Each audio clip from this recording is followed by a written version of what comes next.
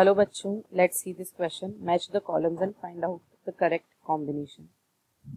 Column 1, oxygen, proton gradient, photorespiration, C4 plants. Column 2, ATP synthesis complex, high oxygen concentration, Crane's anatomy, photolysis of water. तो इस question का जो की concept है that is photo synthesis. यहाँ पर कुछ टर्म्स हैं जो फोटोसिंथेसिस से रिलेटेड हैं, तो हम पहले फोटोसिंथेसिस को बेसिकली देखने की कोशिश करते हैं।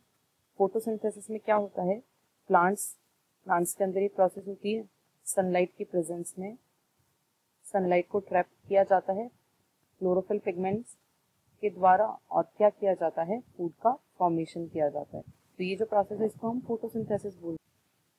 तो जो फोटोसिंथेसिस है वहाँ पर एक तो क्या है, लाइट रिएक्शन होती है, और दूसरा क्या होता है, डार्क रिएक्शन होती है।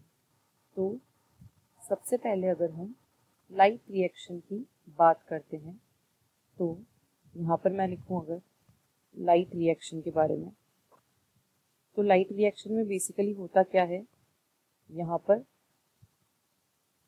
लाइट का डायरेक्ट यूज होता है और जो क्लोरोफिल पिगमेंट्स है वहाँ से इलेक्ट्रॉन जो होते हैं वो रिलीज होते हैं और इलेक्ट्रॉन ट्रांसपोर्ट सिस्टम से मूव करते हैं। ये साइक्लिक और नॉन साइक्लिक दो तरीके की होती है। अगर हम इसके अल्टीमेट प्रोडक्ट्स की बात करते हैं तो लाइट रिएक्शन से ऑक्सीजन का फॉर्मेशन होता है, इससे एटीपी का फॉर्मेशन होता है और इसी से NADPH2 का फॉर्मेशन होता है। तो ये लाइट रिएक्शंस के फाइनल प्रोडक्ट्स होते हैं। जहाँ पर अगर हम एटीपी के फॉर्मेशन की बात करते हैं तो एटीपी का फॉर्मेशन कैसे होता है, यहाँ पर अगर इसकी साइट की हम बात करें तो हम जानते हैं क्लोरोप्लास्ट की स्ट्रक्चर, तो इस तरीके से कुछ स्ट्रक्चर हमको देखने को मिलती है।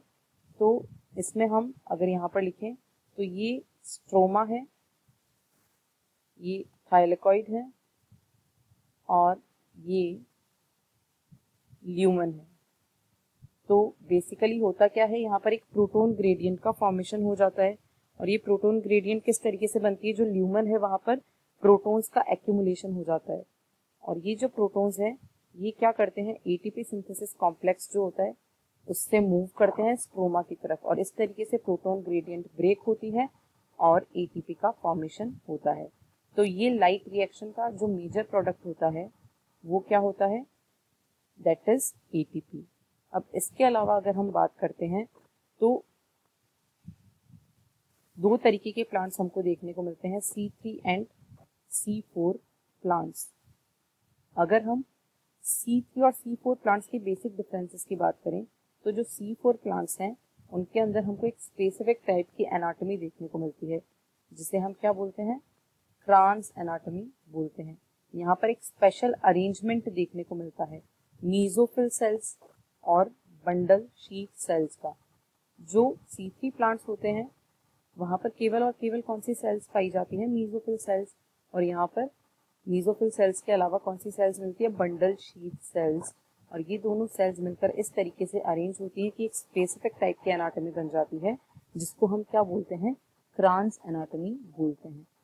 अब अगर हम एक बार क्वेश्चन को देखें तो यहाँ पर हमारी जो पॉइंट्स कवर हुए हैं वो है फोटोसिंथेसिस की प्रोसेस में एक और रिएक्शन हमको देखने को मिलती है जिसको क्या बोला जाता है, फोटोलिसिस ऑफ वाटर।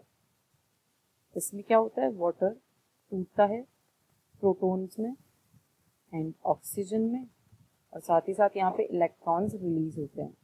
तो अब अगर हम इन कॉलम्स को मैच करने की कोशिश करें तो यहाँ पर जो ए है उसका सही मैच होगा 4, क्योंकि ऑक्सीजन जो है वो फोटोलिसिस ऑफ वाटर से रिलीज होती है।